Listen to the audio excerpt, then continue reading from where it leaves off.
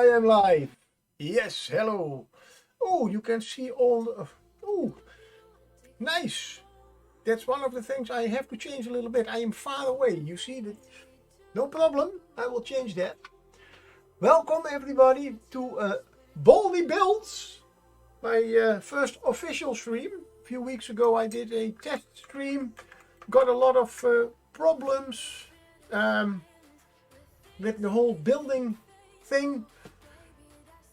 So at that moment I decided, no, it's not going to work. This is more something for YouTube. Yeah, I can make YouTube movies, videos, but I cannot edit them, and I don't want to pay people for editing it for me. So I did it, turned it away a little bit away, but yeah, you know me, my head is still turning. So I finally decided I will be doing more building streams, a few, couple, whatever, until I hear that nobody is interested in these. Or unless I see it is really something not worthwhile. First, the little thing that I have to do is I have to get to zoom in a little bit. Not that I want everybody to see my face this up close. Please no. It's just, yeah, I was so far away, and you see a lot of other stuff behind me. This is not my coffee mug. This is my paint water mug. Yes, they are very close together. Oh, this is already going great. Good. Well, the main problem I had last time, drying time, as I work with PVA glue, it takes time.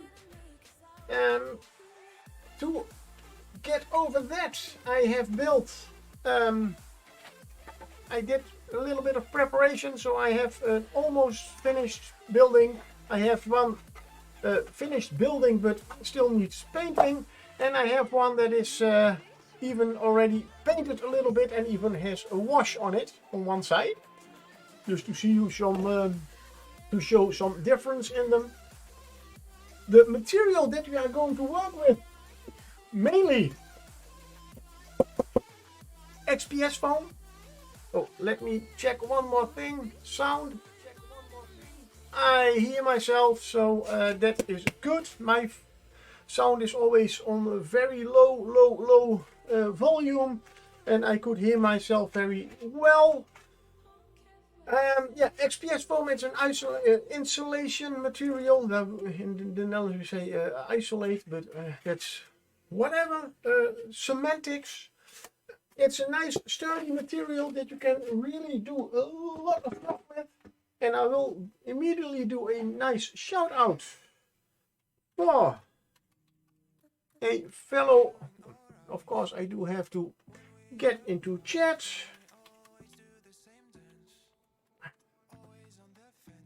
There he is.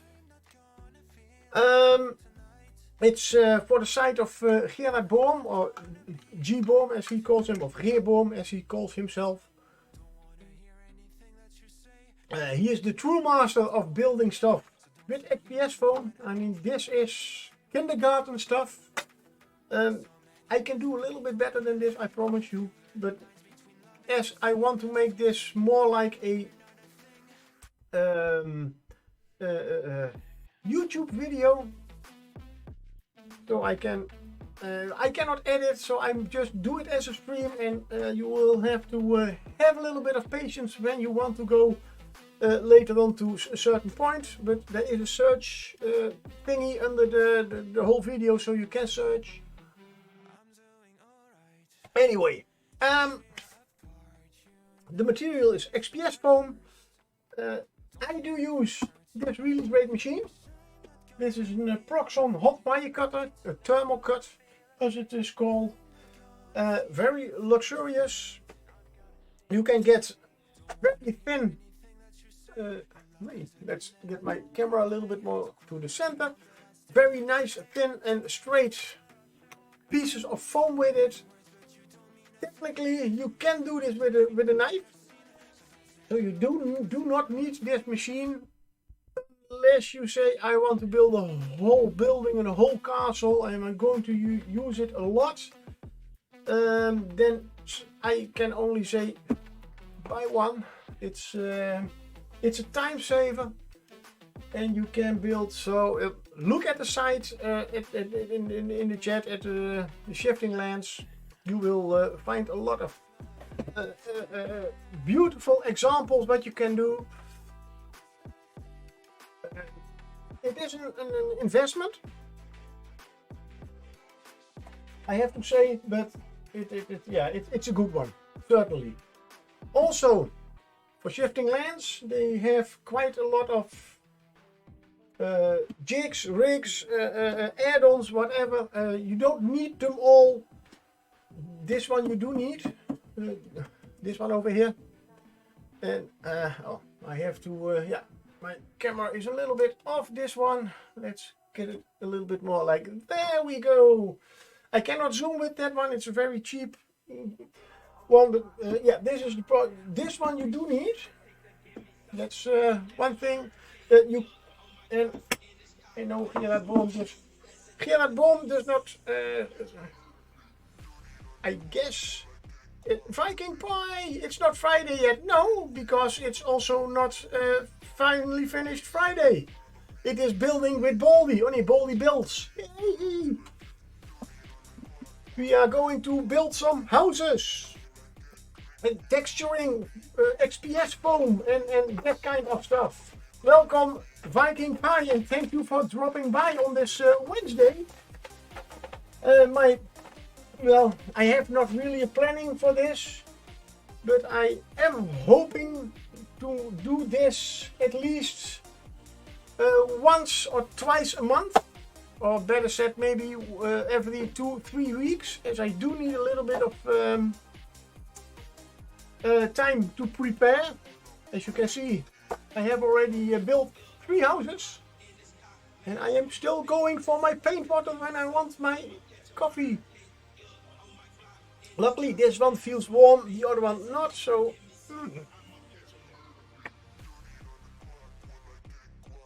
good. XPS foam, there are different types. This one is green, this means it is made by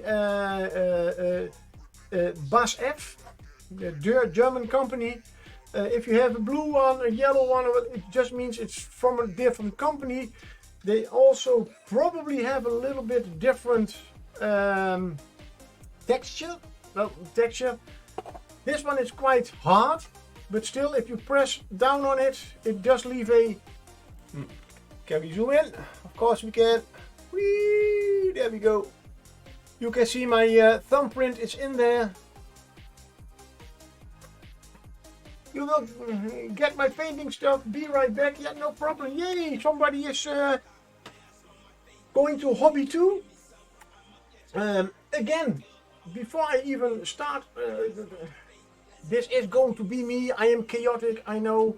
I have written 3 or 4 different kind of lines of. I have to tell this. I have to tell that. Then that. Then that. Then that. But then I have to remember it all, and I have to put papers over everywhere. It's just more chaotic than I am used to. So that was also my fault the first time. I wanted to tell too much and did not even, in 1 hour, I did not even have chance to build. That's why while I am doing stuff, I will explain stuff. If there are questions about anything, ask them. If I don't know them, I will Google them, ask them at Geboom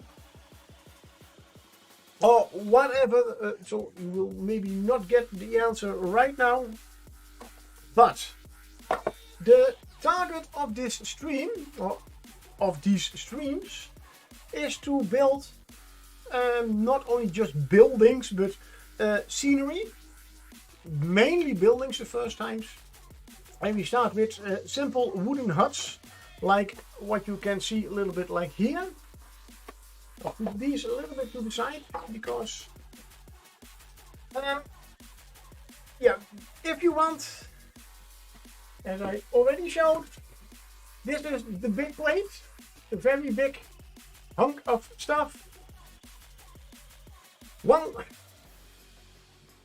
thing that is very important, the inside is usable for doing all the texturing and everything. The big top layer and the down layer, whatever you want, both top layers are quite shiny. I hope you can see it the difference a little bit.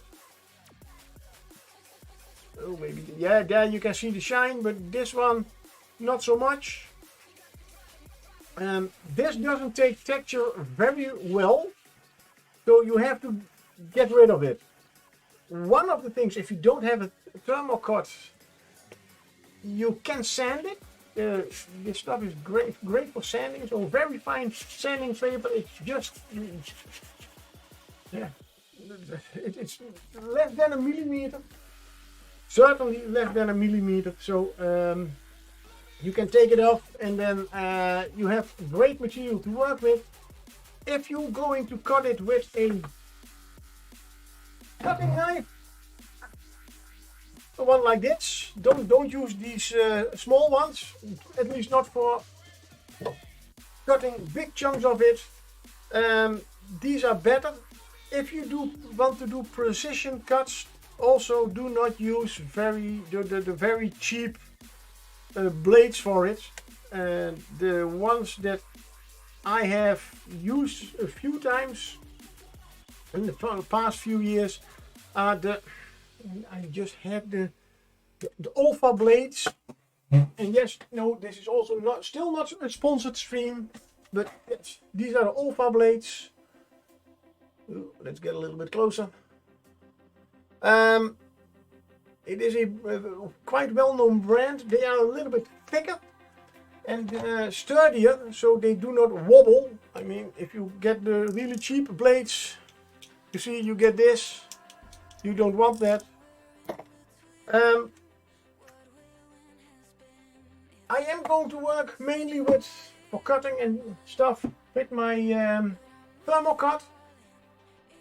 It's a very easy machine. It goes, electric current goes through it. This wire gets hot, just like with a light bulb, an old-fashioned light bulb, and it literally cuts through this material.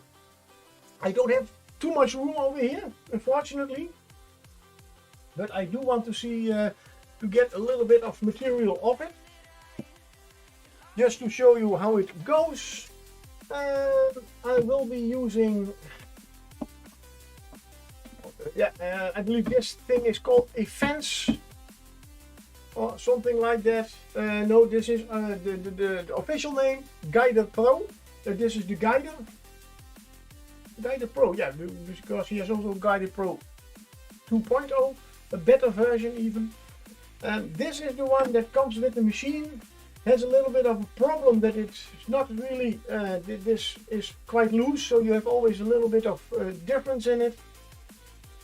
Also, it's not very high. If you are using these big chunks of foam, there we go, and you would like to, as I said, I want to remove this, and I am using that one. That's not going to happen. It's going, let's do it like that, it's going everywhere but where I want. You get never a straight line. But I will cut off just to show you how this machine, this wonderful machine works.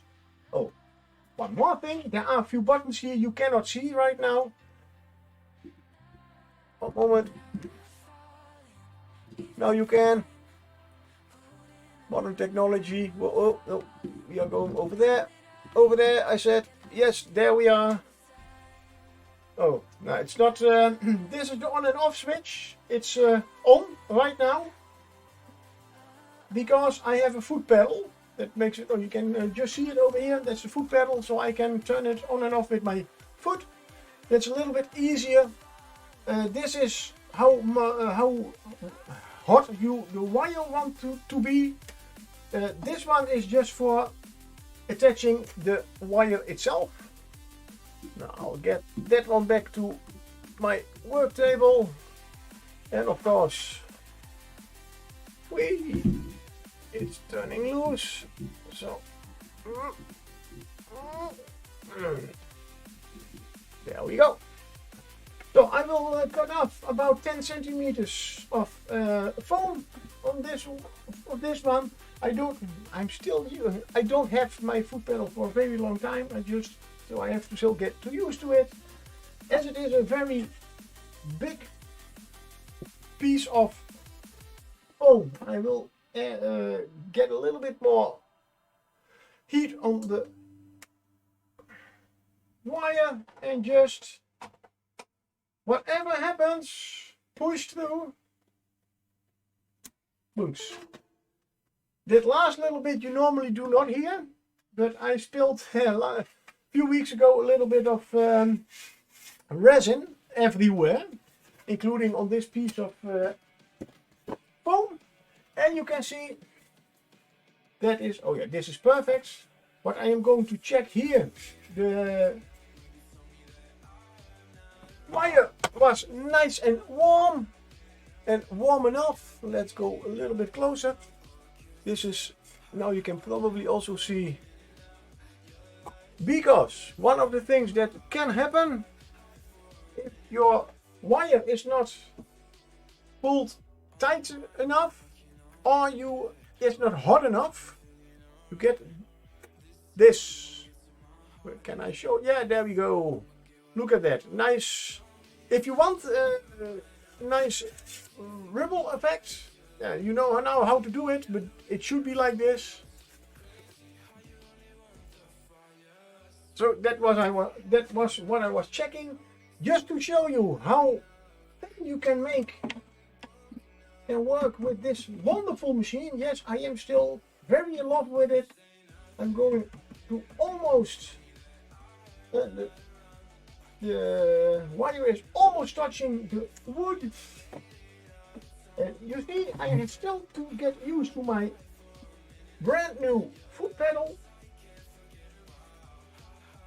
And just go in one straight, never stop, just go on. Bunks, that was again a little bit of, that is one side. You see, now I have the one side done and taken off the little thin piece that I do not want.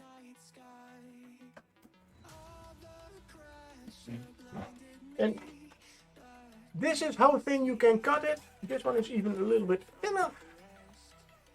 So it's almost like paper. I don't throw these away, not yet. I have always used these for making shingles, but I have something else for that now. So now we have a piece of foam. Coffee.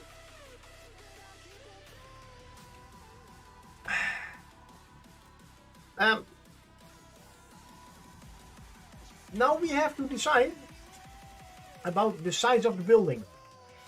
The buildings I am going to, these first simple ones are 10 centimeters by 15 centimeters. And yeah, for those who use inches, now I have 5 is 2 inches, that's 4 by 6 inch about.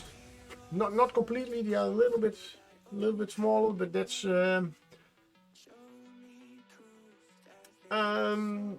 and I will be, I'm taking out the 28 millimeter minis. I'm like, why the fuck are they this small? Yeah, I know. It's I don't know if you saw it. I have my whole collection of 3D printed minis. I have them nicely ordered in my new storage system. I have a little bit more room over there. How am I supposed to paint these? Probably with some paint and a very small brush. And it is a learning curve. I can already tell you that. It's I mean, let's give you can do it. I know it. I know you can do it. So oh, I do have an applause here also. Oh, good. It's a learning curve. Believe me, if I can learn it, you. My number one, the Raphael. That's quite big. That's quite big. I mean, today I am going the other way. I mean, this will be about my smallest. Not really. This will be my smallest brush probably. But the size matter? Yes, of course. Do you want to? I am going to mainly build fantasy buildings, maybe even some science fiction buildings later.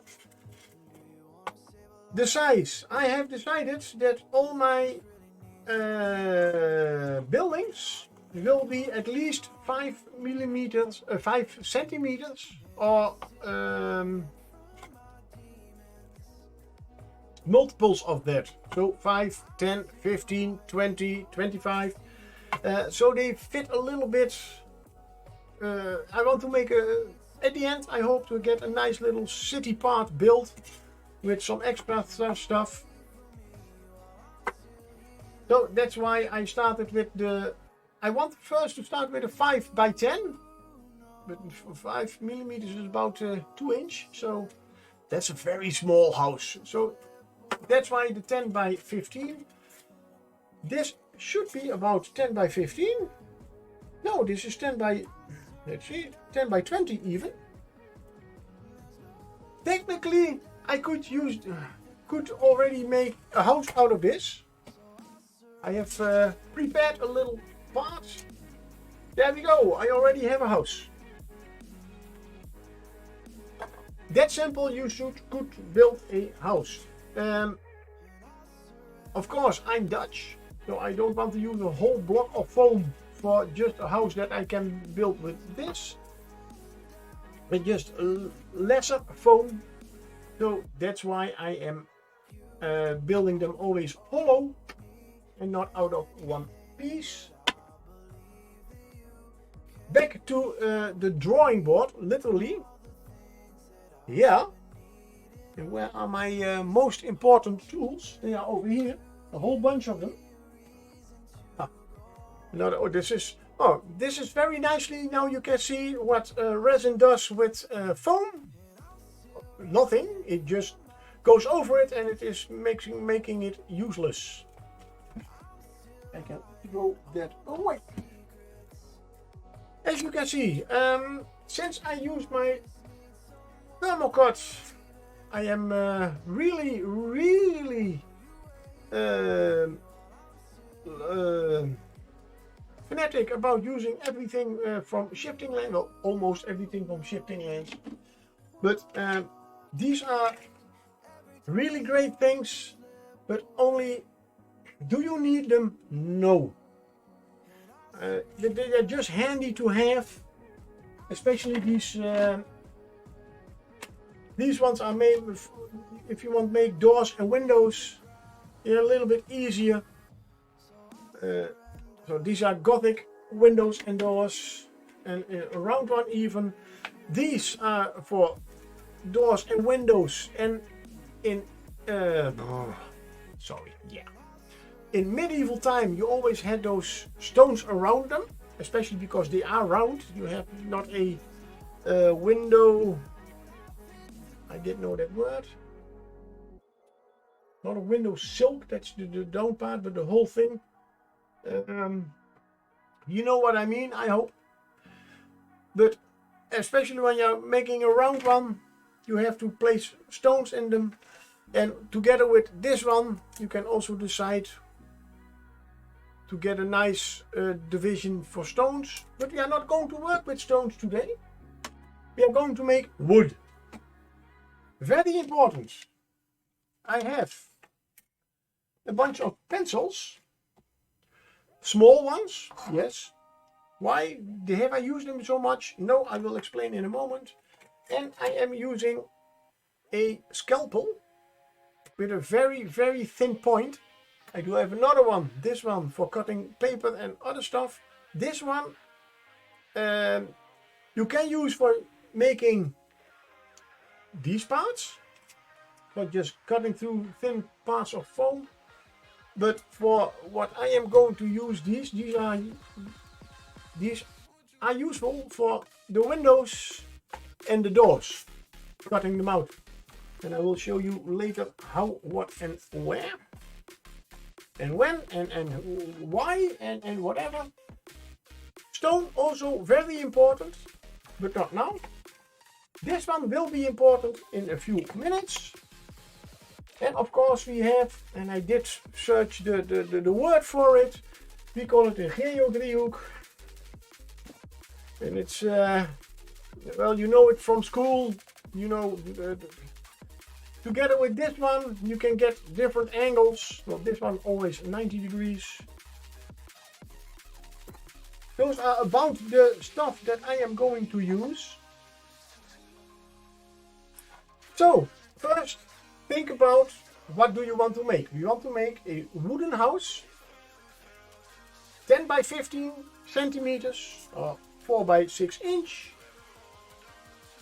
You could say I want to make the wall and the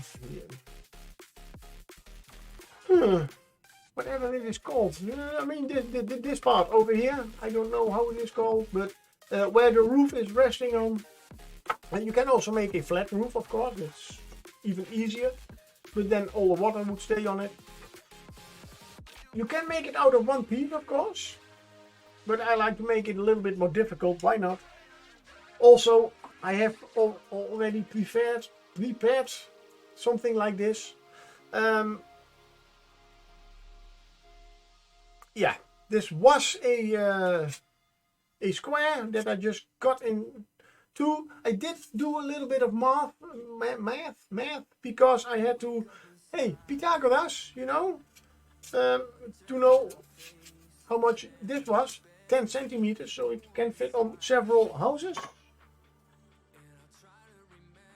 I'm not going to do that to repeat that again, but it is, well, if you want to know and not want to calculate, that means that you have a, oh, that's nice, a 7 centimeter, and I'm not going to translate that to inches, sorry, get a ruler with both sides or something like that, sorry, but that's a 7 centimeter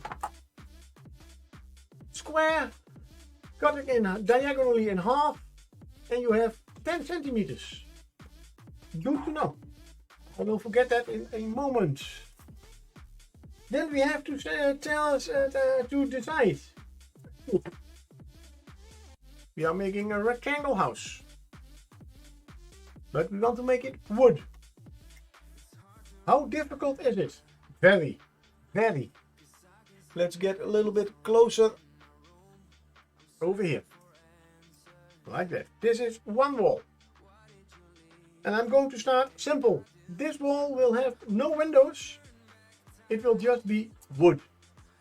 I am going to make planks. And how am I going to make planks? I take my, very important, sharp. Well, it is easy if I zoom in and, oh, I am zoomed in a little too much. Am I? There is my workspace. There we, yeah. There we go. Okay, that is not really helpful. As you can almost see nothing. Now I have to do, of course it has a set set focus. One advantage of 28mm is that you need less paint. Yes. Unless you are not used to painting such small things and you have to repaint and repaint, but that's a different story. I'll see if I can get my... I'll go back to... Yeah. Oh, and I will make this a little bit bigger so I can see everything is nicely only... Oh god, where was the menu? Over there.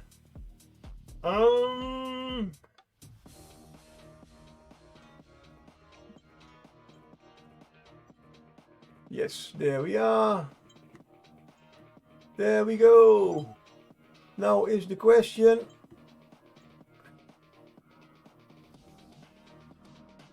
Oh, no, that's it over there. Ah, look, look, look. Well, this is also a little bit disappointing again, because now I have to remember to reset my focus later. But at least now you can see what I am measuring, how I am measuring the planks. To make it easy, oh, that's not so nice. I see now that I have miscalculated. Yep, almost 1 whole centimeter. Oh. Good, then I can show you.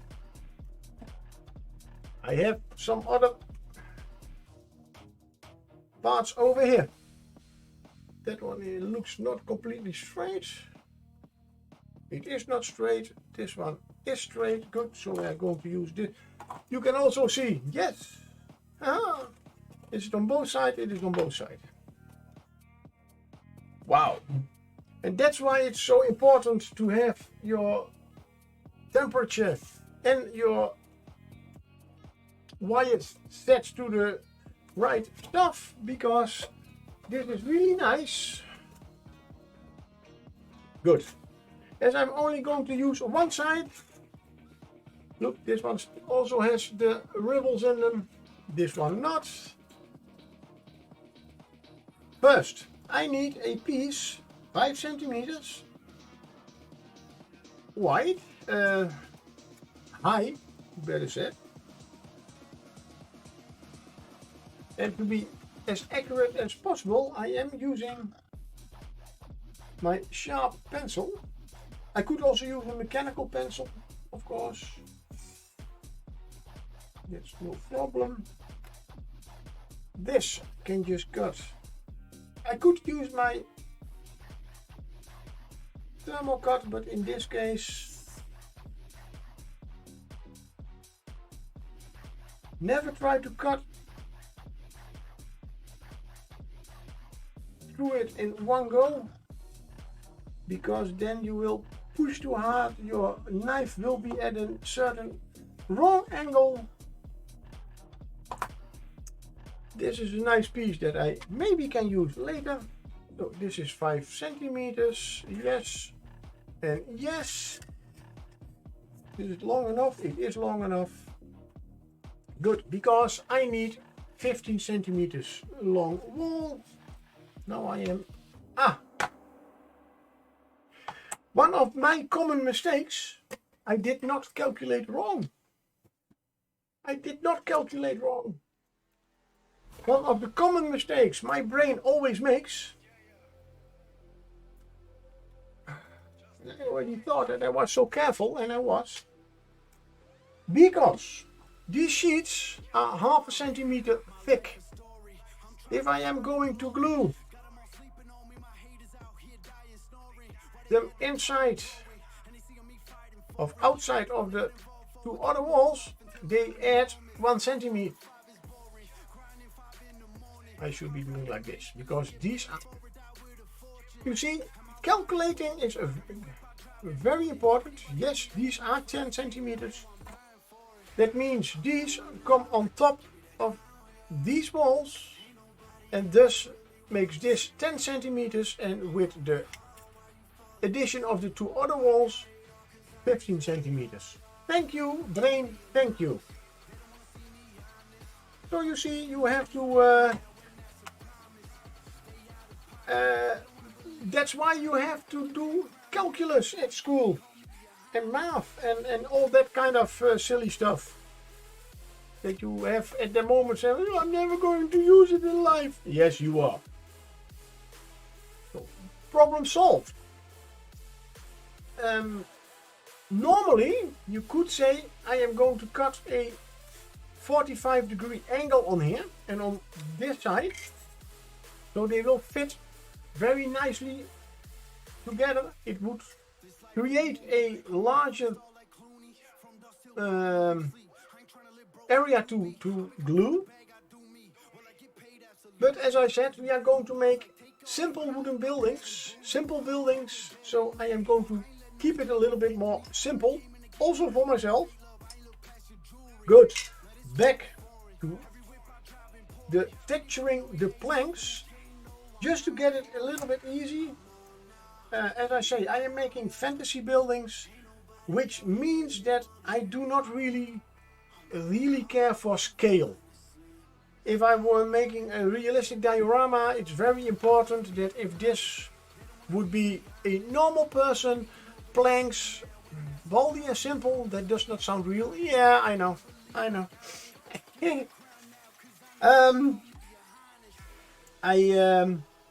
So if this were a normal person, planks normally would not be bigger or smaller than a certain width. I am not really going to bother with that. I will be using the Mini for scale for the windows and the doors, of course. I mean, it's... oh, the window is... I made a mistake with this one. The window is in the wrong place. It should be over here. And it should also be like that. That is more the place of... Oh, we are over there.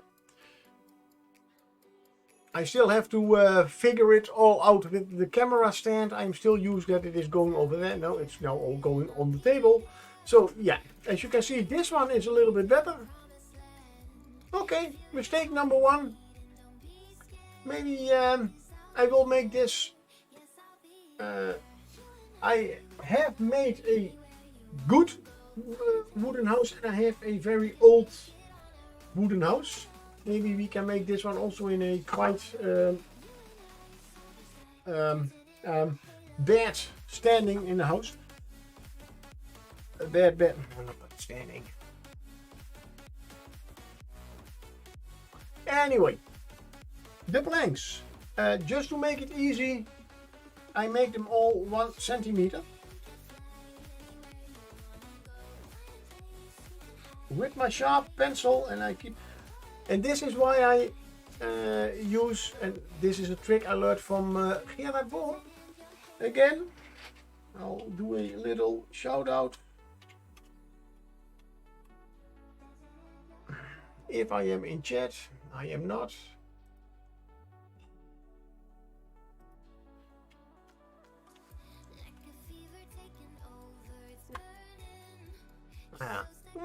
I could make a nice, I have still a button free for my stream deck. I think I will do the shout out on a button, that's a little bit easier. So on both sides I make a little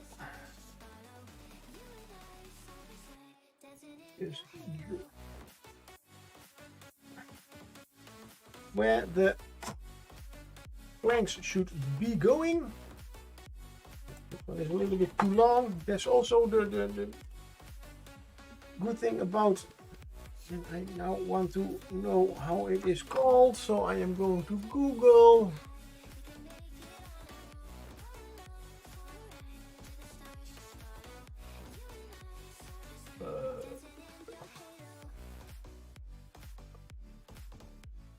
And it is a drafting triangle, or a set triangle, or a triangular ruler.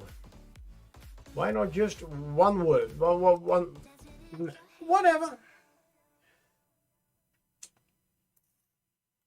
good. The planks. I am just drawing lines. I'm not even pushing into the foam really, but you can see already a little bit that there are already little indentations in the foam.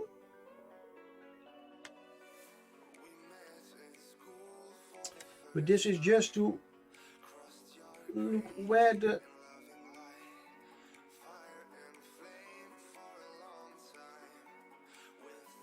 big planks are going to be. Now I have to shift it. One of the little helps that I always have learned, but oops, as in this case with this one, I'm going to do it with another one. I also mark which one is up on the inside. If you are going to make buildings where you can take the top off, so you can, like with a role-playing game, put minis inside, then you also have to structure the inside, but that's something for later. Good, so now we know where the planks have to go. Now I take my little, and again what I was talking about before I did the shout out to Reboom and Shifting Lands. Why do we use, he does it too, those small cut off little pencils? Because a normal long pencil, let's say that this is my pencil, you always have to hold like this, and then I have to hold my hand in all kind of positions. These pencils I can turn every way I want and still use them without straining my wrist. Sorry, I have to make a, you know what? No, I don't want to get too far out, but so yeah, this is why you can use better the smaller pencils. I take the blunt one because now I am going to press a little bit harder, and as these are planks, they don't need to be really completely straight. Don't forget, this will be a medieval kind of building. So as far as I know, before they had sawmills, they used to split planks, so they were really rough. Those are the planks. Just straight planks, but they don't really look like planks, do they? Nope. Now comes the fun part. This is a wire brush, small one, a hobby one. I have several that I also use for my metal minis to clean them. This one I never use for my metal minis. I only use for my foam, because I am going to make, and before I do that, let's see if I can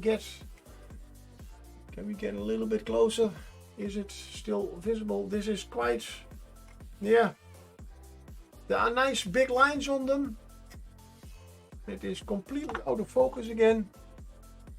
So sorry, I do have to work. I will have to work on it. We go to menu again. The reason that I never use autofocus is just because this is getting worse. Oh, where am I now? I don't know. I did push a button.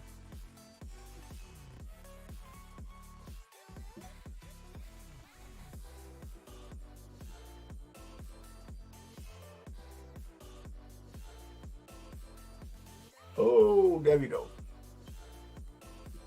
Papa. So, as you can see, I do have the planks, but they don't look like planks. Take a wire brush and just go with the brush, push them in the foam, but not too hard. Although the foam can have quite some beating, no problem. If you want to make it even a little bit older, let's see if we can get, there we can here very faintly see some scratching in it.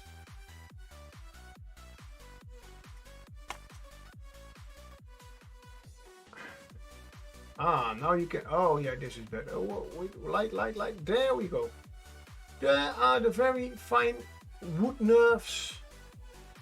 Well, we call them nerves, by the way, but those are wood grains that we wanted. If you say it's still, I see a few places that the brush did not really get, go over it again.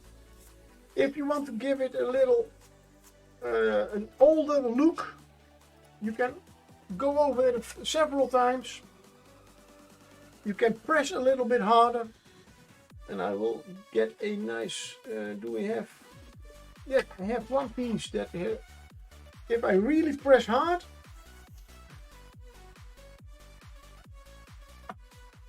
you see the foam is some kind of damaged, but you could still use, you see all the scratches, but it's still workable. Now I want this wood to be a little bit more older. I like, because it is wood outside, and it will always have bigger indentations in them. But those I am going to make with my blunt pencil. And you can see what I mean over here. I have made, I like the more comic style look of them. The problem with it is, and you maybe have to practice it a little bit, to make them not too straight, not too, will there be knot holes? Oh, I can make, no problem. Look here, if you want a knot hole, no problem. I go around, wee, there we have a knot hole. That's no problem. Voila, that's everything. And the biggest problem is not to make them too regular. Now this is of course straight planks. The more you make of them, you can make quite a lot of them, the older the wood will look. I can show you probably a little bit of an example over here. I did also with the wire brush, quite heavy on the wood, and also a lot of I still want to say nerves, but trees don't have nerves, not that kind of nerves. The wood grain. Now, there is also another thing. Normally, as this is a very low cabin, it's also still very possible that you do not always have all the straight planks. So of course we are going to make a few planks like this. Looks a little bit more natural. Also, as I said, make these, my memory really, the wood grain is now very important. These are two different planks, so the wood grain will not go over to the other one. So don't go all the way over here. Make sure that you start in a different place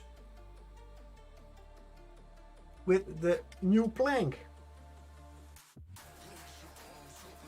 You also do not have to make really straight lines, as I did over here almost. And Viking Pie wanted to have some nice knots in them, so yeah, let's do that. And I don't really have to push hard.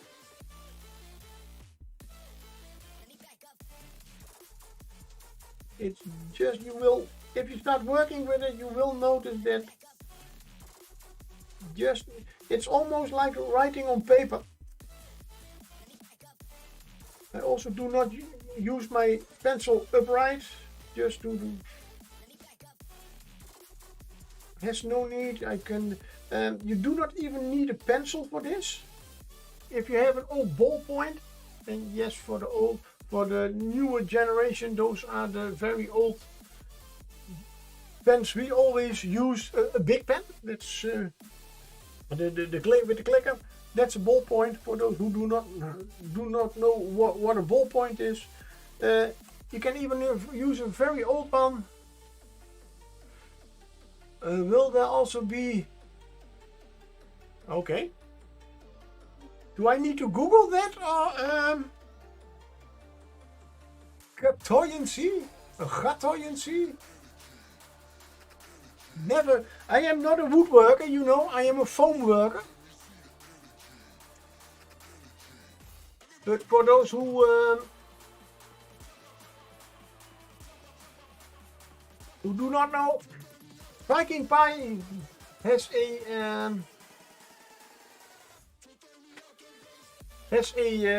little bit of woodworking experience. It's an optical reflectance effect. Oh my god. In gemology, a cartoonautosis, or whatever, cat's eye effect is an optical reflectance effect seen in certain gemstones, wood and carbon fiber, coined from the French oil de chat, meaning cat's eye, arises either from the fibrous structure of a material as in tiger eye quartz. I guess I didn't know that was a thing with wood, by the way. So thank you for that. I will demonstrate later. I hope I think I will get there with painting. To at least get in several ways you can get color differences in for a fine dining table, maybe for a fine dining table instead. If I ever going to make fine dining tables out of foam, then certainly, you mean a really nice polished one maybe, yeah, then I will certainly have to do something like that. But these are buildings that I'm just going to make to look good on a table, not for really dioramas. So it will be pure tabletop quality, but I will certainly do a little bit with painting with the color itself, and you can do that with washes, and you can do it with the paint itself. And just where.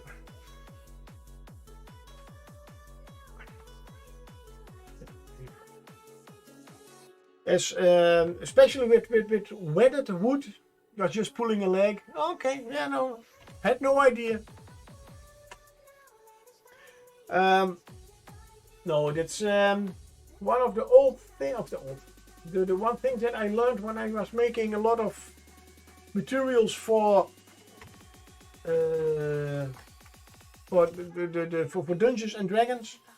If you want to make old wood or weathered wood, add some yellow and white to your paints. And I'm also not going to use the Games Workshop, Vallejo or whatever paints, the expensive paints. I'm just going to use the cheap paints that I bought from Action, from Van Blijswijk. So the cheap. So sorry, the cheap craft paints.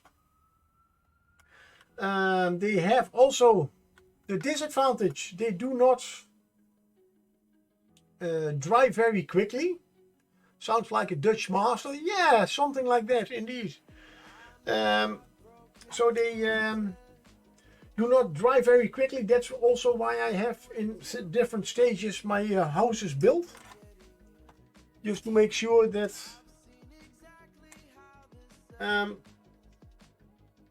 yes, right. So I can at least demonstrate how how the painting a little bit works. It's a little bit effects. The main thing with painting is also with the washes and with the paints itself. It's more of a wet and wet blending method. You also have to think about with these paints, the normal acrylic paints for minis do have it also a little bit.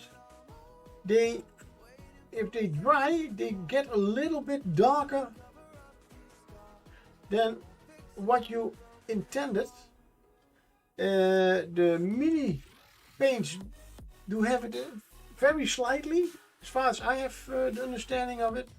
These paints have it quite a lot, meaning if you are going to use a yellow on a brown, don't be afraid to use a little bit too much yellow, that you really have like something like, oh my god, this is much too much yellow. No, the yellow will be darker than it first shows. I had those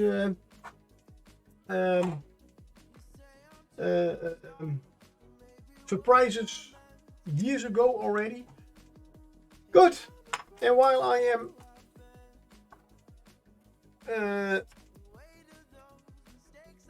talking, I am making the second wall. In fact, one of the probably the back wall. So give them a nice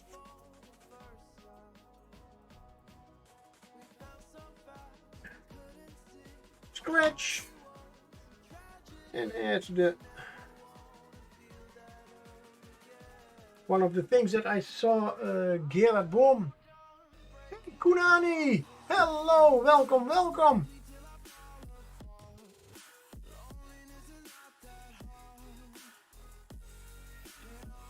Hey, long time no see, indeed. And also for the first time again for me that I stream on Wednesday. How are you doing?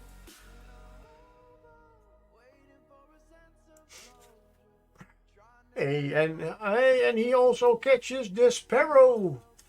How's life been? You're busy mainly, but yeah, not bad.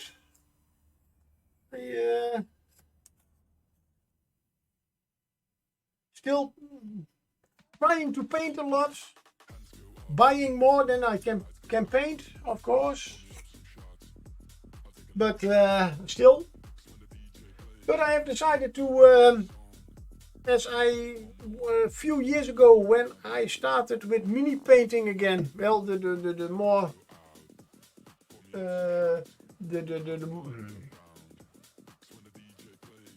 the more expert techniques, and I did stop with D&D. I just almost didn't throw it away, but shoved it in a corner and never worked with it again.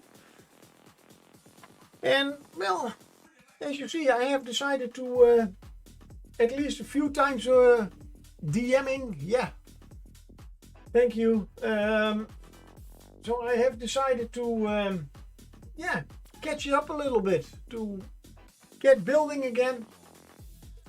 Mainly also because I have seen Tony Howell. He has built some quite nice stuff, so I had something like, I still want to get back to it. And Kunani, pretty cool, pretty good. Haven't been able to find time for mini related hobbies until 3 weeks ago. Okay, made those week productive and painted 9 minis. 9 minis in 3 weeks.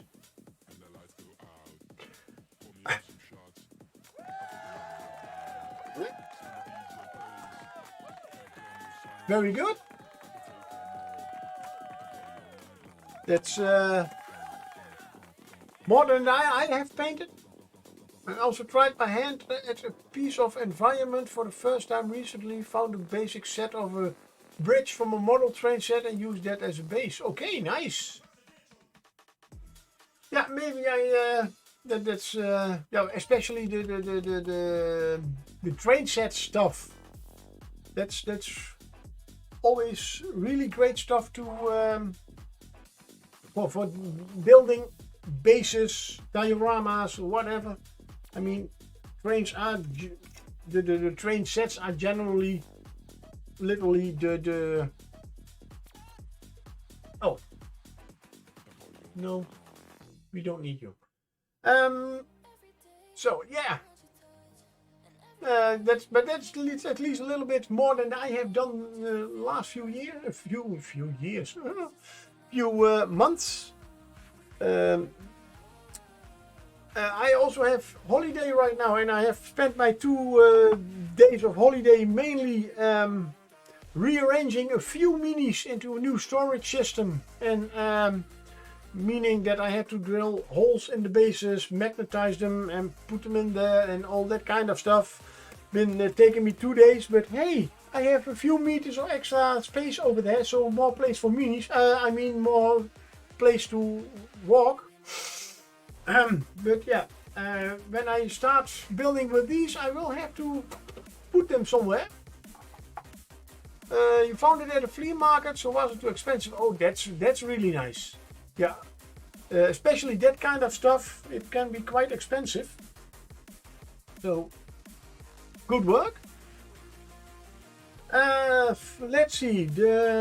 These houses all have the door on the front. Yeah, where else? No, but I mean, let's make this one the door on the long side. And I did have a nice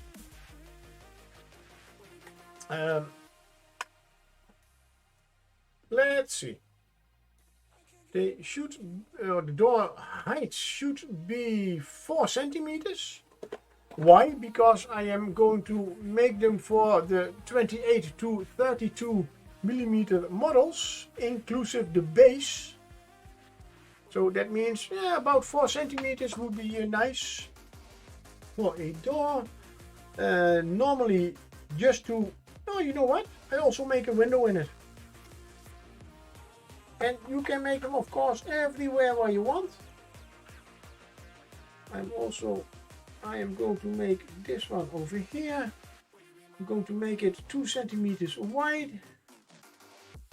As I said, this is going to be a simple build, meaning that I will glue as less as possible and just structuring the whole, all the things in there, so there will not be a door frame or window frame glued on the phone. That will be something for later. That will be the door. Then I have to, as I want the window a little bit like here, you know, a little bit close to the door, why not? So we have to see if you make a window, it should be indeed about here till here. And when I'm right, yes, we have 1 centimeter left. So this is one side of the window.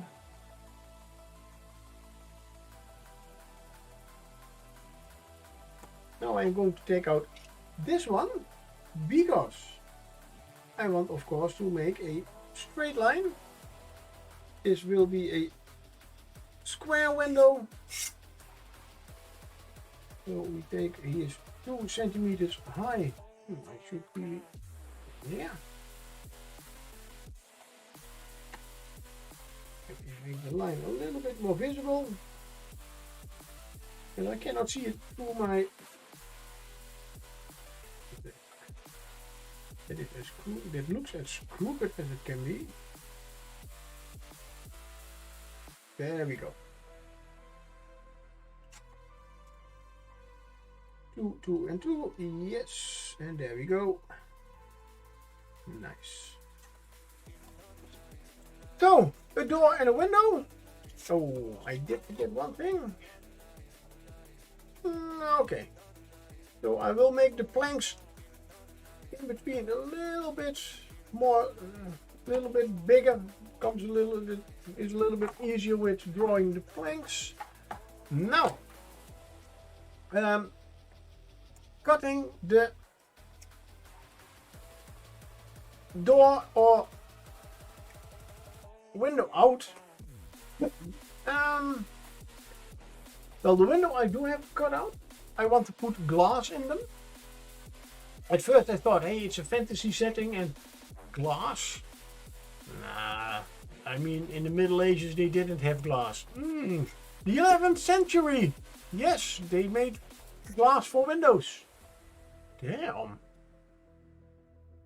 I didn't know that, but good, now I do. But the door, yeah, I will also cut out because I want to. Do I have an example? Yes, I have. Where is my right for my nose? As always, I did the same with this house. I took the door part out. Am I on screen? No, I'm not. There we are. I took the door out and just glued it back in, but a little bit recessed, so you do get a little bit more depth in the whole thing. Now, cutting these things out, normally you would do like that, that, and that. I can already tell you, if you are going to do that, you will not get straight frame in there. One thing, like this. Don't start at the all the way in the palm, in the point, in the corner. Just somewhere in between. Make sure you have a very sharp new blade in it. Cutting foam, it will blunt, make the knife go blunt very quickly.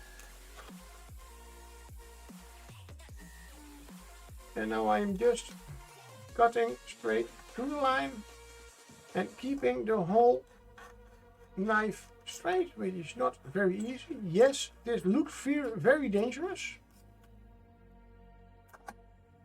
but that's why I'm cutting towards here and not pushing away.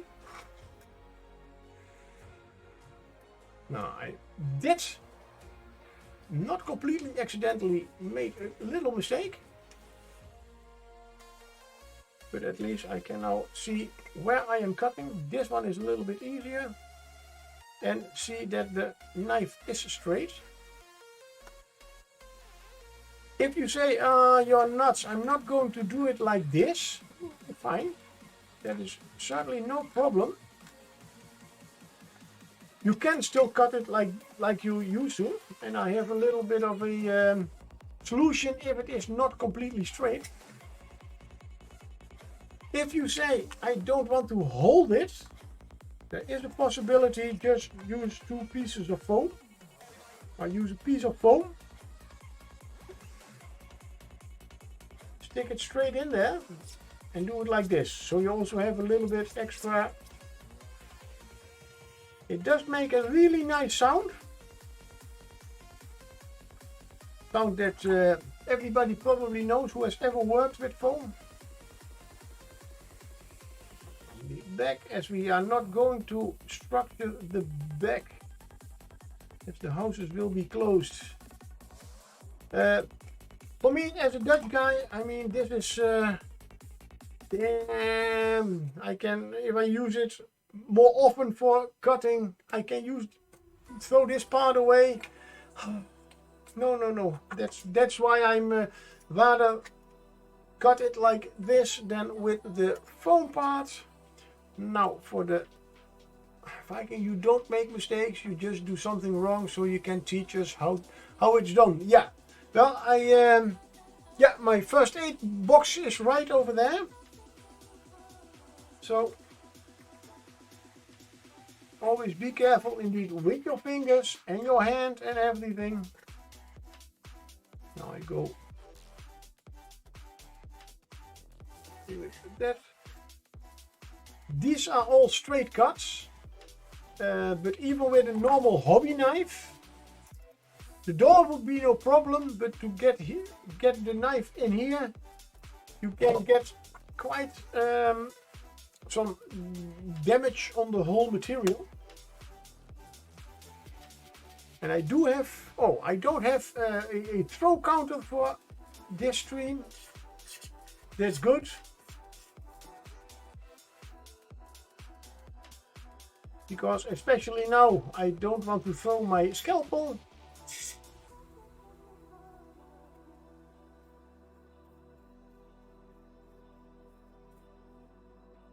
Could I do this with my hot wire cutter? Yes, I could. But that's a little bit, the door would be not a big problem. Now turn it around. But it would be a little bit more work than just cutting, and I can already feel I need a new scalpel blade the next time.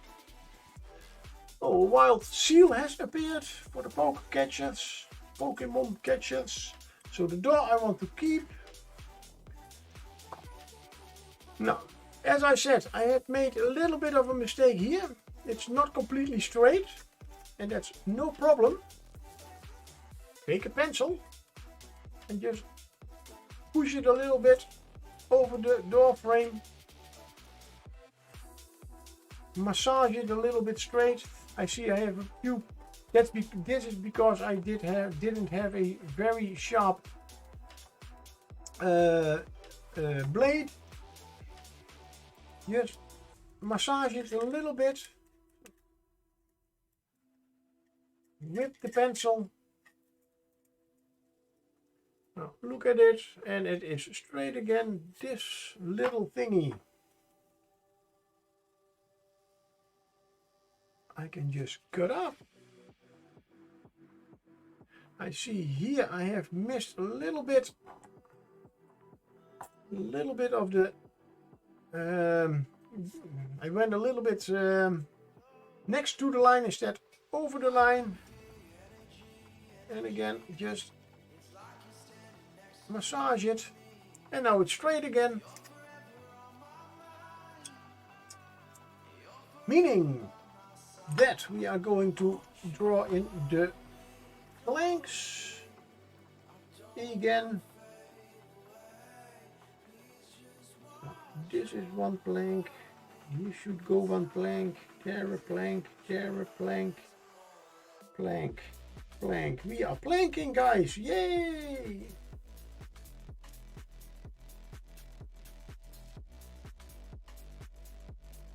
Up. Here on the same spots. Now, how the planks are being made, you already know. So I'm not going to do that on this piece. You already saw that, so that's exactly the same as with the other pieces. The one thing that I want to show you are the door frame and the window frame. In this case, I take a few millimeters. Oh, I had another system for this. That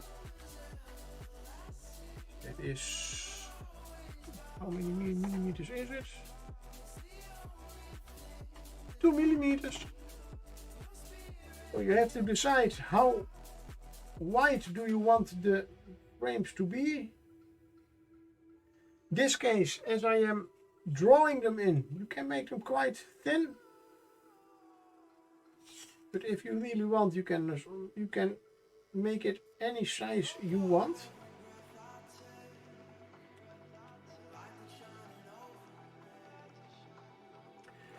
Now we get to the nice part, because I have to, oh, and of course my head is in the way again, my nice shiny head.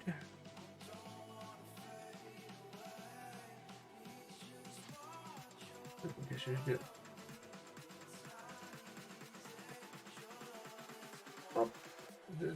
top side of the door,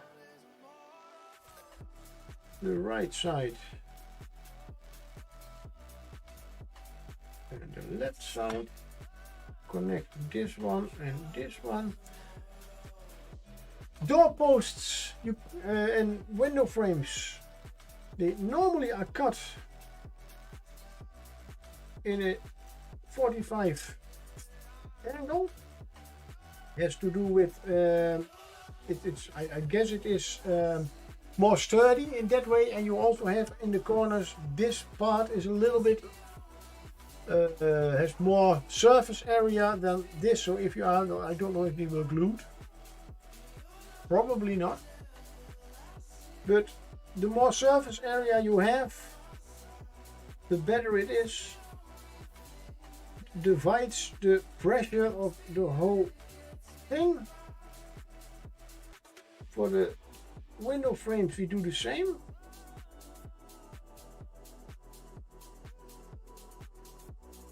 Just draw them in.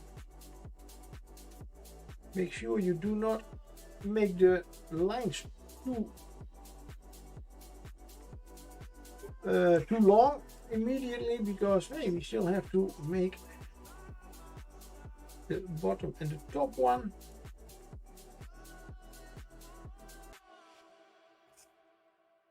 They connect a little bit. There we go. I am really bad at freehanding stuff. Oh, I wanted to show you the video that Boom has made. On YouTube you can find a lot of, if you type in shifting lens, you can see the real foam master at work. He has recently started a new video series, and he also, in fact, does exactly like this. Only, yeah, as I said, I am going to start with a simple build. So that's the door frame and the window frame, but it's quite flat. So that's a little bit, yeah. I take my sharp pencil, and instead of just take it completely flat, I turn it a little bit and push in the foam. Exactly where the wood and the wall meet. And you know what? Then I go with the blunt one a little bit harder. Do it, yeah, because my sharp pencil is so sharp, it does cut into the foam. Now, this is one of the nice things of the whole hard foam. It is called hard foam in general, but if you have the right kind, you can get really nice textures in it without a lot of tools, without a lot of effort. So by just pushing down the foam a little bit in an angle, and don't worry about that you are coloring in this kind of shade, because when we paint it you will not see a thing of it, but you do get a little bit the idea that there is a window frame and a door frame that is a little bit outside of the wall, outside of the wood. Texturing this, you can use, just like with everything else, the wire brush, no problem. And if you want to get a little bit more of a different wood grain, I mean, planks for the house are always like that. In this case, I could also make them like that. It's also possible, but I made them vertically. But if they build in a door frame or a window frame, it is quite possible that they switch they turn the wood, so it is quite possible and nice to make a very simple wood grain over here. And the same over here. Here I just add a little bit, doorpost a little bit. It also depends a little bit on how this time I made the frames quite thin. If I would glue them on, they would be like this thick, half a centimeter or 5 millimeters. So that would be quite a difference, but that's for the next build. And one of the next builds. So if I would use the planks, I do now just a little bit of freehand, which I normally suck at, but just to give you a little bit of a idea how it would look, how the wood would look, and then you can with your blunt brush pencil, you can get the whole nerves in very quickly. And I start again with the nerves. It's getting on my nerves, those nerves. Yeah, I know. Damn it. The wood grain.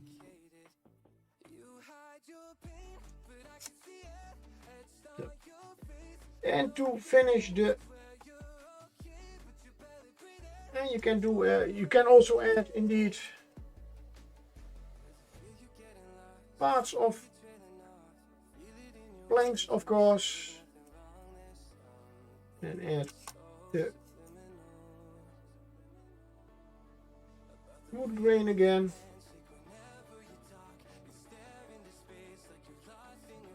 That's in fact the whole texturing of the wood.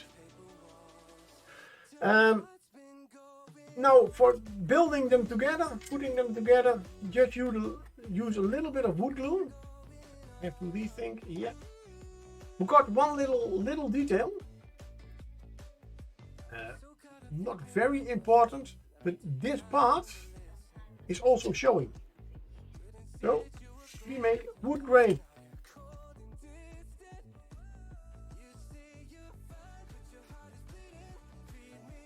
There we go. If I would make it really good, I would have made the two outer planks half planks, so they would together with this part make a whole plank again. I did do that with one of the other houses, and I did forget this time. Putting the, no, I have to stand up a little bit, sorry. Let's get those.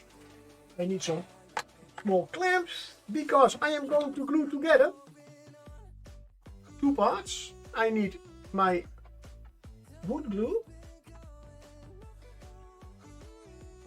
I have been using it the whole day or all afternoon. Yeah, I have a few more bottles over here. I take an old blister pack. I always, well, I have now so many, I do not collect them anymore. No, collect, but keep them. Take a little bit of wood glue. I put already a little bit on here. Don't put on too much, so not a whole line of thick glue. Point one, it takes more time to dry, and also you get a lot of excess glue on the outside. Now you can of course just put them together. So in this case it doesn't matter which one turns out, but make them 90 degrees. So take your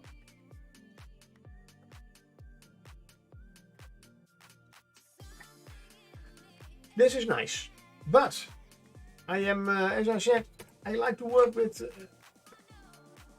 the shifting lens stuff, and he has a few sets of these things. And yes, they are made. It's already the glue is already setting, nice. And I have never used them before, so this is the first time. But just like that. Oh, no, wrong. But now I get an impression on it. Ooh, I totally forgot. Because we have another part. And I'm doing it completely wrong because it should go on the outside. That was the whole thing.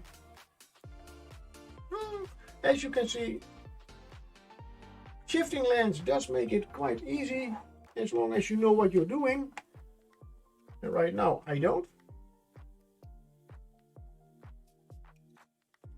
And it should be, yeah. I guess it is made for, never mind. I wanted to show you something neat, but the walls are too small and not high enough. Or I am doing something wrong, of course. I know this should go like this and then clamp it. Or I just should use other clamps. Oh, I already see it. These are nice clamps with. I'll show you another time when I have been working with it a little bit more. And as I say, simple build, so why make it even a little harder than it should be. But make sure the walls are in a 90-degree angle. Otherwise, well, the foam is quite flexible, but then you get walls that warp a little bit, and that looks just a little bit weird. You go over there. About the door, as I said, now it's very simple. Normally for a door, I can imagine you have smaller planks. You make the door out of smaller planks than the house itself. Why, I don't know. It's just a thing that I guess. So in this case, I make the planks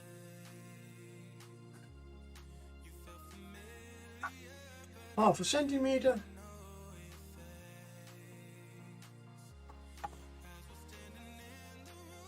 They are made out of smaller planks.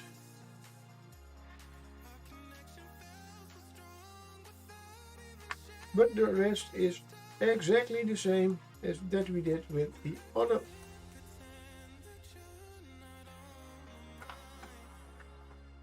With the other wood.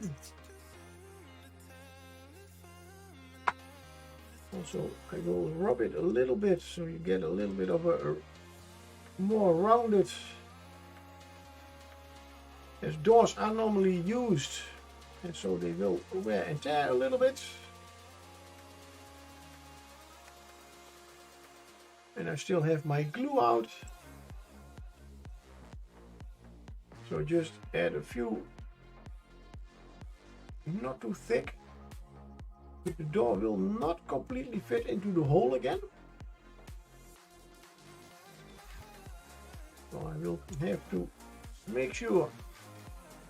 Oh, I did forget the bottom side. And just glue it in a little bit recessed.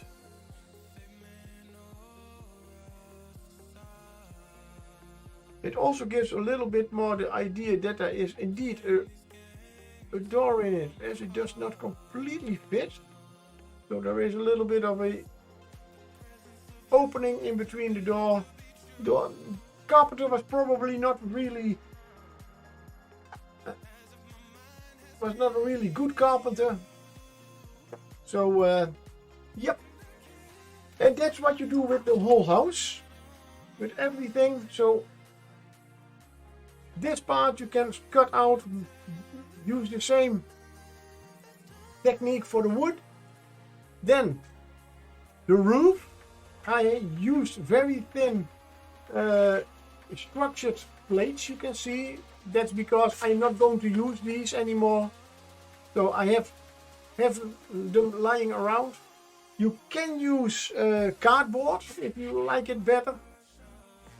Would be a little bit more sturdier. The only thing, you can just glue it on with wood glue. If it does not stay in place, yeah, I have another part. Yes, I have. Come on, where are you? Oh, right here. Oh, this one is quite thick. Here we have the thinner ones. Just like with the other parts. And these are going to be cut, and you are still not done. I am still not done. No. But in fact, the hardest part is almost done. I will be putting. I am heading out. See you later. Yeah, thank you very much for popping by. Have a great rest of the week. I hope to see you Friday, maybe. It's getting started. That's for sure. And this is my first stream about this whole stuff, so it's probably even more chaotic than it should be. The structure doesn't matter, even if there is those ripples in the foam itself, as I am going to add shingles on them. So that is absolutely no problem whatever. So if you use scrap pieces for this, as long as they are not too thick, no problem. Sorry. It is even possible if you use thicker pieces to carve the shingles in them. Yeah, next stream I will. No, I'm going to do it differently. The shingles I am going to glue on them. Gerard Boom on YouTube has a really great video about it. How to. It's in fact the same system that I used. Same technique that I used for the walls and the doors and the door frame. Oh my god. Yeah, sorry, I am a man. I cannot do 3 things at the same time, so sorry. Yeah, the door frame and the window frame with that same technique, with pushing the pencil inside into the foam, you can create also shingles. And well, but I like to get the shingles a little bit more out, a little bit more visible, a little bit, especially when you are building a very old one like this. Then the shingles they need to be really. Now, if you are gluing this stuff, there is a very nice way of holding everything together. Pins. You only have to remember that if you put a pin in and you are not using the base coat that I am using, they will leave a little mark in it. If you are going to use very thin, yeah, primer, I would almost say, and I will explain it in a moment. But oops, now I have to find where is the there it is.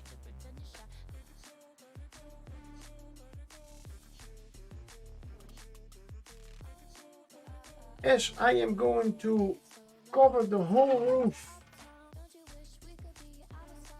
with shingles, it is no problem that I just stick in those pins in here, because the shingles will certainly cover everything. Now, stick them into, don't stick them in straight, always a little bit with an angle. You can see there is a little gap in here, so just stick it in. The one little problem you can get is that if you leave them in all night and you want to pull them out tomorrow, it is possible that they are stuck in the glue and you will pull out a little piece of foam. So after an hour, the wood glue does cure very quickly, at least quickly enough. In about an hour and a half, I can remove the pins, and they will probably be and I have to then leave a few hours more, but then it will be stuck. After this, the only thing I have to do is cut this part off, but that's very easy. Put it flat, measure, and then just cut the pieces off until you get, of course, this one only without the black. This is my this one is primed, not really primed, but that is the shingles. I almost forgot the shingles. As I said, you have the top part and the they are over here. If you have shingles, you can make them from these very, very thin leftovers. My system used to be, I made my own templates, put them on, and then I could, with my hot wire cutter, but you can also use, of course, your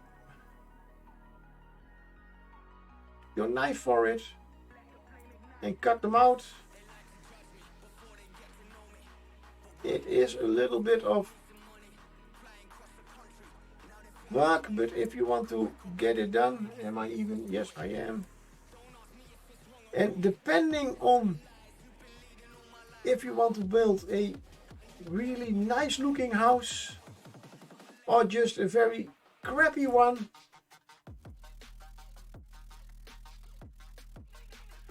you can of course, if you want I am going to build a slum and I do need a lot of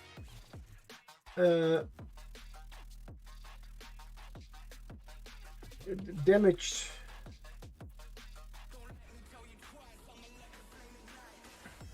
shingles, then yeah, make just out of cardboard, just to make it a little bit sturdier. I did add a little layer of wood glue on this side, on the paper side. This is just some cereal box cardstock. I believe it's the original good name for that kind of cardboard. Those fine things throw away. We have absolutely no use for those small parts. So these are shingles. Now I can just cut these off. And we go with the next, with the next, with the next. You put them on. Oh, as you use those shiny ends of the foam, don't put them with the shiny side up, always with the shiny side down. Because, as I said, the shiny side is hard and it will not take the texturing very well. I am going over it with my brush. It does leave some marking, but it's not the marking that I would like to have for my shingles. Now you can do this forehand. So give them the nice wood texture. But be careful, this is very thin foam. It will break very easily. When I started with using there we go. As you can see, they break it's even thinner than paper, almost. When I started with building shingles and everything, I always started with making every single one by one and then glue every one. Then I discovered, hey, but this is a little bit easier. So making strips of them, gluing them on, and then the next strip, make sure you not like this, because you always give them a little bit of a overlap. That's why and then you build slowly up till you cover the whole roof. As you am using wood glue, it will take a while for it all to dry. Probably you will need to do it in a couple of hours. So glue a few strips on, let it rest. You have two sides by, so that's a little bit of a good thing.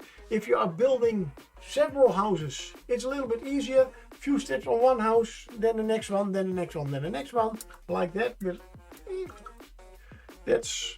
Now I want to show you a little bit of a thingy that I also have not tried out yet. But here at home has something new since I think he did use the whole COVID time to make more templates and jigs. One of the things that he stole from me, no he didn't, because the template that I used, if you make several layers of these thin sheets and then put this on top of it, and you are going to use it on the thermocut, the top layer will be good. I did have some examples, yeah, like this, because this is only one-sided. The wire will not only follow on the top of all the whole thing and not on the bottom, so you will get things like these on the bottom. So he, of course, as master of the foam, he has made these kind of templates on both sides. The same thing. I did try this one out just before the stream, and what you do get is this. Now as I said, it's the first time. I still have to. This was the very first one. You can see those are quite not really what we need to. This is a little bit better. So a lot of working with the thermocut is still a just like painting, a learning curve. But how are these now? How are you now going to make these into shingles? Well, I'm going to cut these in the length in very, very, very thin, a little bit thicker than what I had. Strips, and well, it will take a little bit, so have a little bit of patience with my foot pedal. Just going through the whole thing. That's the first row of shingles. Now the second row of shingles. Of course, this is all made especially for the thermocut, so this will not work with a knife. You could cut the strips of these, of course. That is absolutely no problem. And so on, and so on, and so on. So you make one block, and you have enough for 2-3 houses. And again, if you want to put them on, glue them. Oops, there we go. You glue the first one on, and then the second one a little bit like that. And the third again, and so on, and so on. He also did I leave it out here? No, he has also a smaller one with dragon scale, so a little bit more rounded jigs. But look again, why not?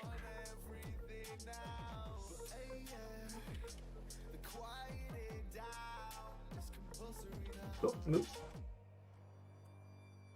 look at the website. For those outside Europe, yeah, you will have. He does ship to other countries, Only yeah, the posters is a little bit higher. Sorry. But as you saw, this kind of things are also very well. You can very well make with just a knife. It takes only a little bit longer. Good. About if you are finished. Oh, the top ones are just a normal strip of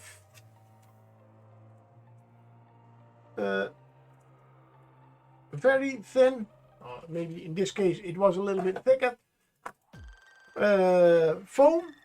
I took a brush, and this is so thin that I can curve it, that I can give it a nice curve, like that. You see, and then just measure it out, pieces of 2.5 centimeters, and then glue them on top of each other, and you get this. Now, when that all is dry, I always like to give because this is a lot sturdier.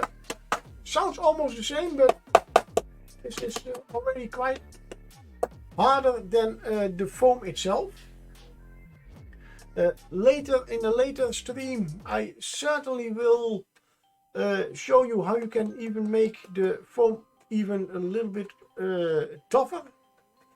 Not by just making it thicker, but that's for a later time. Priming. You can use a spray can for this foam. You can, but you have to make sure that you spray a test piece first, because you have to add a little bit more of distance for this foam. If you spray it on the same distance as you use for your minis, the foam probably will melt because of the solvents in the spray can. That's also why I use wood glue and not, like example, super glue, because super glue will also eat away the foam. If you want to do a quick build, you can use hot glue, but hot glue also eats, because of its hot, it melts away the foam. So very thin parts will be quite impossible with that. And also, if you have some bigger parts and use a hot glue gun, you cannot squeeze it really together.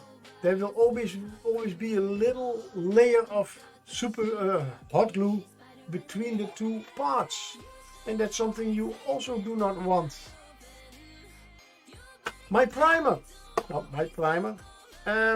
it's quite simple. If you, I use Mod Podge. That's something that Black Magic Craft. Hey, a new name. Yes, I know. That's the guy that really got me into building with hard foam. It's a Canadian, and he also used that machine, this one over here, and then he told everybody, hey, shifting lens, let's see. Oh, then that's Dutch, nice, better for me, not so much for him, and the rest, sorry. But Mod Podge. Why Mod Podge? In fact, this is a glue, but it has also a sealer in it. In fact, this is some kind of PVA glue, only it has also a sealer in it, so it makes it all just a little bit more sturdy. But in fact, if you use watered down PVA glue with black paint in it, just ordinary black acrylic paint, that's what because this is normally colorless. This white, when it dries, it gets colorless. Use the matte version, of course, because I don't want any shiny black spots on my buildings. And I add quite a lot of black to get it. It should really, if you open it, because if you top is white, if you add black paint, it will turn gray. As long as it is gray, you don't have added enough paint. try to get it, but that's a little bit what I think, because I really want it as a working as a shade, and also give a little bit of sturdiness to the whole model. Don't thin this down. So the PVA glue does work, but don't thin it. This is literally the same consistency as I did buy it, with a little bit of acrylic paint. The only thing that I do when I am going, we have a house over here. The only thing that I do when I use the Mod Podge, there we go. The only thing that I do is I just literally put my brush into the water, shake it a few times, and then it's already good to go. You can spread it really great and easy, but will it not obscure all the small details? No. That's why I use that little bit of water. And the wood grain is still visible, even the small wood grain that we made with the and always make sure that you have something like paper. Where is it? Over here. Underneath, if you are doing this. See, I'm still going with the whole, it doesn't need to be completely black.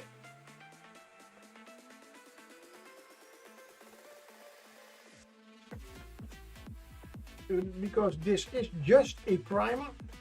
So why don't I use the normal stuff without the paint? Because now it's already black. But as said, that is how I prefer it.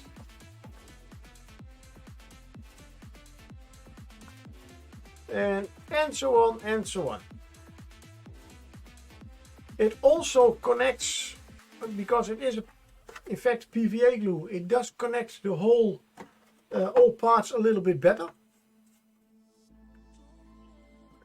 Most of the Mod Podge out, seal it again.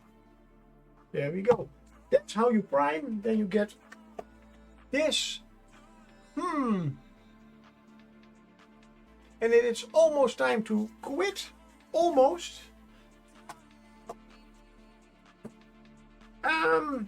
Yeah, no, I don't have. Yeah, I can show you how to paint it, but it is literally. No, I want to. I don't want. Yeah, I want to paint it. I want to show you, but maybe that's better for the next time. So I hope next Wednesday, or maybe the Wednesday after that, that I can show you how to paint these. And there are different ways. Just like with minis, you can just add. You can paint them, let them dry, add a wash, then highlight. But it's also possible to, before you even use a wash, to completely paint it. Especially this is an old one. I will use brown with lots of yellow, but I will wet blend everything together before I use the wash. You can use, like with this one, the wash. This is just a straight black wash. My own, not my recipe, Black Magic Craft recipe. Let's zoom out a little bit, because we're not working on a small area again. There are different ways for painting, so just put the paint on, then a wash, and then gets lighter browns out and everything. And dry brush, you can use kind of a wet blend. So brown and yellow, and just blend it in a little bit, especially for older buildings. Also a little bit of white in there, and then use a wash. Of course, you can use different colors of washes. So this is a brown wash, and my special filthy brown wash. That's my homemade one, as I'm of course not going to use my very expensive mini painting washes for them. This would be a little bit too expensive. I also have a moss green wash and a brown wash. I didn't. I did not. Yeah, I have one very small. I have to make a new batch of my brown wash, and you can just so you can add the wash also a little bit like wet blending with the washes. Works very well. But I don't have time for that now, so I will do that later. I will off stream build this one, prime it, and then next week I hope I can show you how to paint these. And so I want to thank you all for watching, and I am going to go to Twitch very quickly because I believe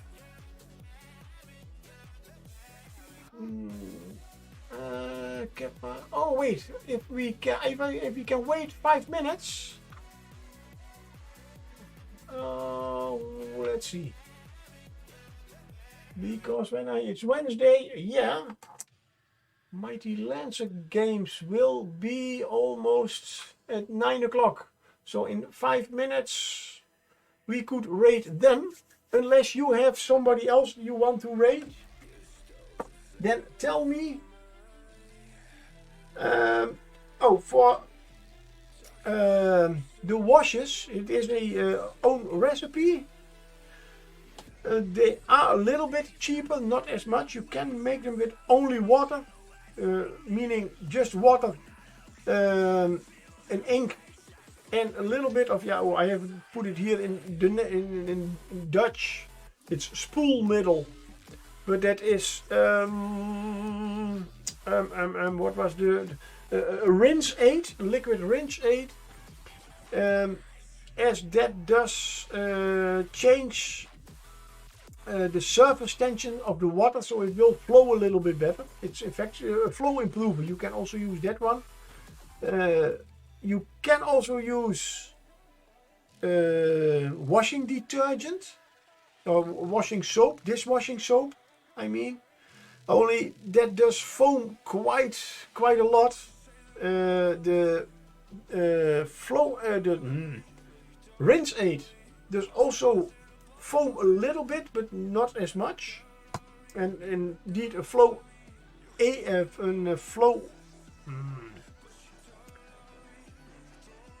now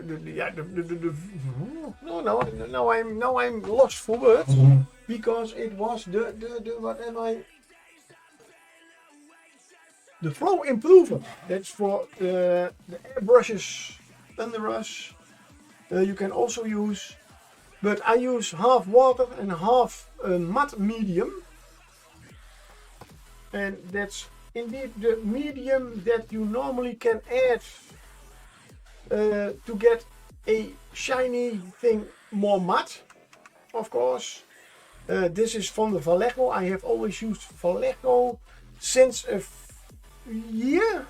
I like to use more the Liquitex matte medium.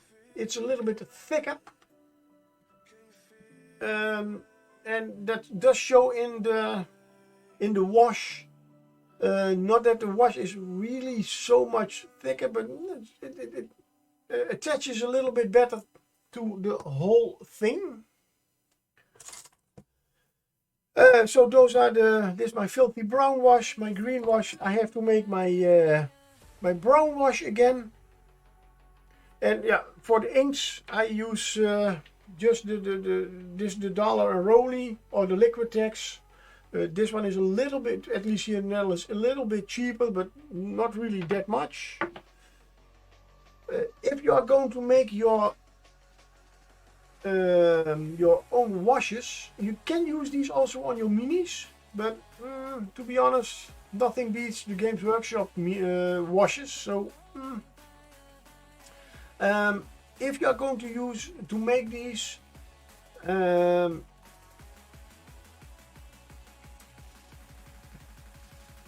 yeah, the color you have to try out a little bit. This one is just the original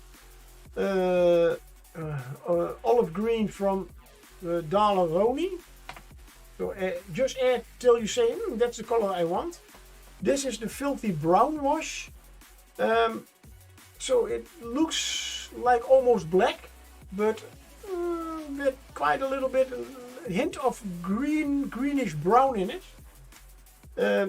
If you are going to mix your own colors, watch always out with black. Black is quite powerful and things will get quite easily too black, too dark. So if you are going to like say this is not dark enough, maybe better to add a little bit of brown instead of too much of a black. Now I am going to see if, because it is 9 o'clock, Mighty Lancer game is online. So I am going to rate them.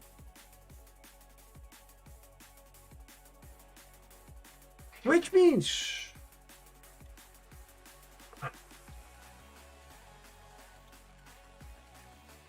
that I want to thank you all for this first official adventure in foam building. And we have at least 3 houses at least built almost. And I hope to see you all back next time. Have a great week. And let's see if we can get...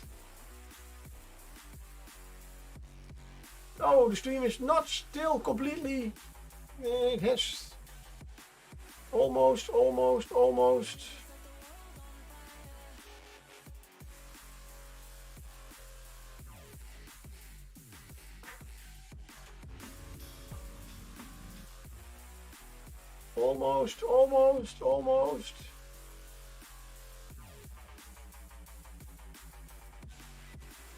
And there they are. Thank you very much. See you all next time. Bye.